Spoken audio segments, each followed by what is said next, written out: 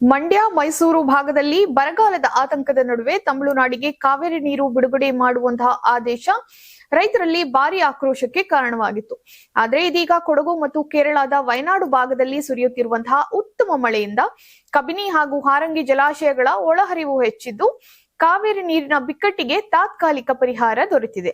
ಹೆಚ್ಚುವರಿ ನೀರನ್ನ ನದಿಗೆ ಹರಿಸಲಾಗುತ್ತಿರುವುದರಿಂದ ತಮಿಳುನಾಡಿಗೆ ನೀರು ತಲುಪುತ್ತಿದ್ದು ಕೆಆರ್ಎಸ್ನಿಂದ ನೀರು ಬಿಡಬೇಕಿದ್ದಂತಹ ಒತ್ತಡ ಸದ್ಯಕ್ಕೆ ಕಡಿಮೆಯಾಗಿದೆ.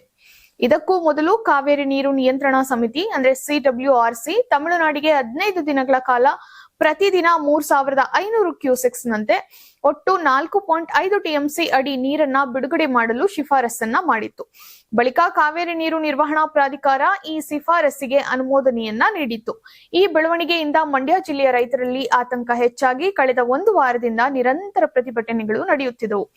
ರಾಜಕೀಯದ ಮಟ್ಟದಲ್ಲಿಯೂ ಕೂಡ ಈ ವಿಚಾರ ಸಾಕಷ್ಟು ಚರ್ಚೆಗೆ ಗ್ರಾಸವಾಗಿತ್ತು. ಈ ನಡುವೆ ಕೊಡಗು ಮತ್ತು ವಯನಾಡಿನಲ್ಲಿ ಸುರಿದ ಭಾರೀ ಮಳೆಯಿಂದ ಕಬಿನಿ ಜಲಾಶಯ ಭರ್ತಿ ಅಂಚು ತಲುಪಿದ್ದು ಹೆಚ್ಚುವರಿ ನೀರನ್ನ ನದಿಗೆ ಹರಿಸಲಾಗುತ್ತಿದೆ.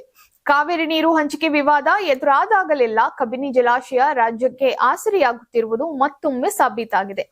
ವಯನಾಡು ಹಾಗೂ ಕೊಡಗು ಭಾಗದಲ್ಲಿ ಉತ್ತಮ ಮಳೆಯಾದರೆ ಕಬಿನಿ ವೇಗವಾಗಿ ತುಂಬಿ ಅಲ್ಲಿಂದ ಹರಿಯುವ ಹೆಚ್ಚುವರಿ ನೀರು ನೇರವಾಗಿ ತಮಿಳುನಾಡಿಗೆ ಸೇರುವುದರಿಂದ ಕೆಆರ್ಎಸ್ ಮೇಲಿನ ಒತ್ತಡ ಗಮನಾರ್ಹವಾಗಿ ಕಡಿಮೆಯಾಗುತ್ತದೆ. ಇನ್ನೊಂದೆಡೆ ಕೆಆರ್ಎಸ್ಗೆ ಮುಖ್ಯವಾಗಿ ಕೊಡಗು ಮತ್ತು ಹಾಸನ ಜಿಲ್ಲೆಗಳ ಮಳೆಯೇ ಜೀವಾಳವಾಗಿದ್ದು ಹಾರಂಗಿ ಹಾಗೂ ಹೇಮಾವತಿ ಜಲಾಶಯಗಳು ತುಂಬಿದ ಬಳಿಕವೇ ಹೆಚ್ಚಿನ ಪ್ರಮಾಣದ ನೀರು ಕೆಆರ್ಎಸ್ಗೆ ಹರಿದು ಬರುತ್ತದೆ.